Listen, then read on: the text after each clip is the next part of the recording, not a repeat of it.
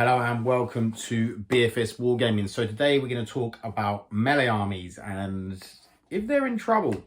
So I would say from the off, like, it seems that way. I mean, I've only played a couple of melee focused armies so far in 10th edition, but it does seem that like they are going to struggle far more than they did in 9th edition.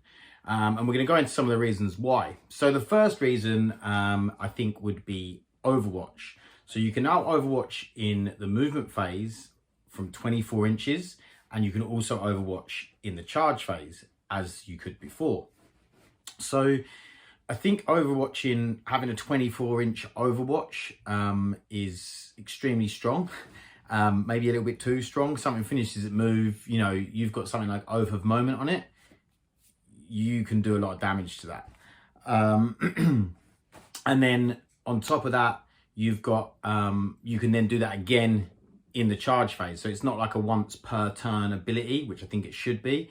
You know, that stratagem can be used. And it also, you could also use it if you've got like a unit that has a leader that can grant you using a CP for 0 CP.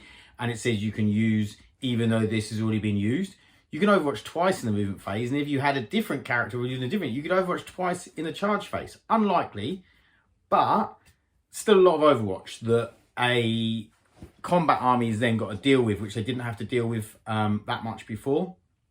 So that's just one thing, I think, which was going to make playing a melee-focused army more, because it's just more times you're getting shot before you get into combat. So you're not just getting, because most armies wouldn't get into combat turn one, but you're getting in shot, and then you're going to get shot again, and then again, before you're even talking about getting into combat. So the next thing I would say would be the charging, the base to base, that whole, you know, the way you have to move into base to base if you can, it really restricts the way you can move.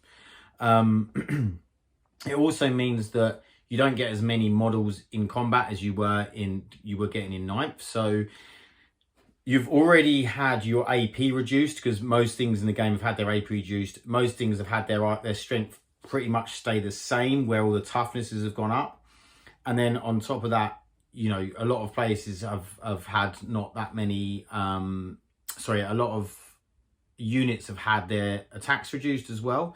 So you're getting your attacks reduced, your AP reduced, and your strength reduced. But on top of that, you're not getting as many attacks in, because you're not getting as many models in, usually. I mean, it's not, I mean, I'm only talking probably you're losing 2 or 3 models out of a unit, but out of a close combat unit, that's probably, you know, 3 to 4 attacks per guy. So, you know, between 9 and 12 attacks, that's a lot that you can't get in. Especially if you're taking big units, which you're sort of almost want to take big units, because you put a character with them and then buffs them, and then the big units can't get in. So it's another reason why melee is harder to play. Then we have the consolidate rule, piling and consolidate, because you're moving into base to base. Often with that piling, you can't really get any more in, so the piling or any more movement either. So that piling's harder. And then the consolidate is so restrictive that you have to be able to end your move within engagement range of an enemy unit or an objective. Means that you can't sort of consolidate into a bit of cover to try and protect yourself. You can't maybe just get a bit further up the board without actually having to get into engagement range of an enemy unit, which is not always what you want to do. And that little bits of movement are key for melee armies. You know, we're talking about sort of demons and world eaters, space wolves, blood angels, those types of armies. Then after that is the towering. Now, thankfully, they've sorted out the moving on objectives. Well, from competitive play, you're allowed to move on objectives, so I'm pretty sure everyone's just going to play that. And I'm pretty sure they knew it was a mistake, so they just put it in the competitive thing, knowing that everyone's going to play it like that. But towering, now, a lot of the towering models have gone up in price, which was needed. But I still don't think it fixes the problem, especially if you've got a melee heavy army, because what happens is then they just shoot through the buildings, which then means you've either, everyone's got to change their terrain, which is going to cost a lot of money to a lot of people, or they could have just tweaked the rule, which they didn't do.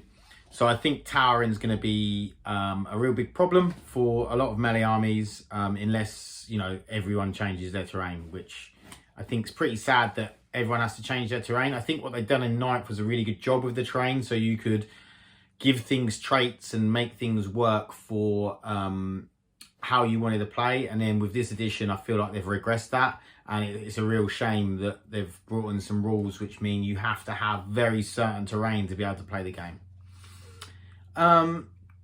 Next up is big guns never tire. So big guns never tire means that you can now shoot in and out of combat. So basically, before in 9th edition, if you got tagged, if your tank or monster got tagged by a unit, you had to shoot that unit until it was dead, and then you could shoot. You could, if you had other guns, you could then shoot them elsewhere as long as that unit died.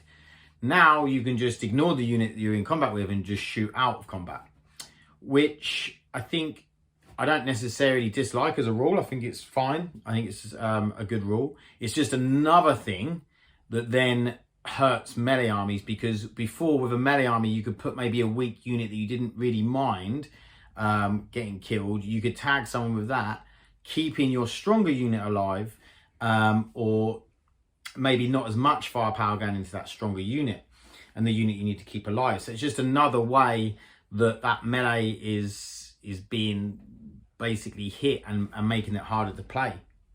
I actually don't think any one of these on their own is an issue. I think the collection of all of them is a problem for melee armies. So I think that there's so many things. There's like, I think 1, 2, 3, 4, 5, 6, 8 things on that list which are a problem for melee armies. And I think with that many rules going against you, it's going to cause problems. I still think that melee in armies is good. You know, you can still go onto objectives, try and take stuff off. They definitely don't hit as hard as they used to, with all the new high toughness, and also the lower attacks quite often. I think things like the big monsters will still be alright because they've got high strength. Although the Keeper of Secrets is still only strength 6 and strength 8, so she didn't really go up in strength at all. So yeah, I think it's interesting. We'll have to see how the melee plays out. I'd love to hear what you guys think. Have you got a melee army? Have you been absolutely ruining with it? Really like to hear what you think. I think Custodes is one of the armies that's gonna have to be good in melee because they haven't got that much shooting. And they've got the Katars that I think can really help them. But yeah, I'd love to hear your experiences with melee armies. Please like and subscribe because it really helps me out. And I will see you in the next one. Thank you. Bye.